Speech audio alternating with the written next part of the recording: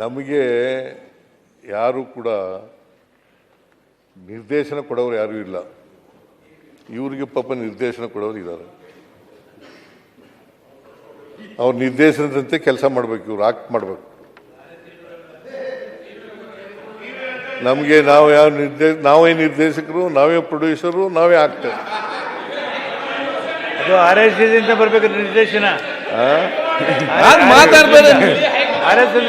High command ಹೇಳ್ಬೇಕು ಅಂತ ಹೇಳ್ತಿರಲ್ಲ, high command ಹೇಳ್ಬೇಕು ಅಂತ ಹೇಳ್ತಿರಲ್ಲ, RSSದಿಂದ ಬರಬೇಕು ಅದು ನಿರ್ದೇಶನ.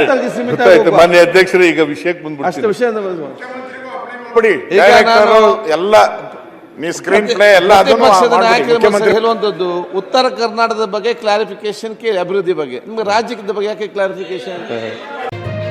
ವಿಭಿನ್ನ ವಿನೂತನ ಹಾಗೂ ವಿಶೇಷ ಸುದ್ದಿಗಳಿಗಾಗಿ ವೀಕ್ಷಿಸ್ತಾ ಇರಿ ವೇವ್ಸ್ ಆಫ್ ಕರ್ನಾಟಕ.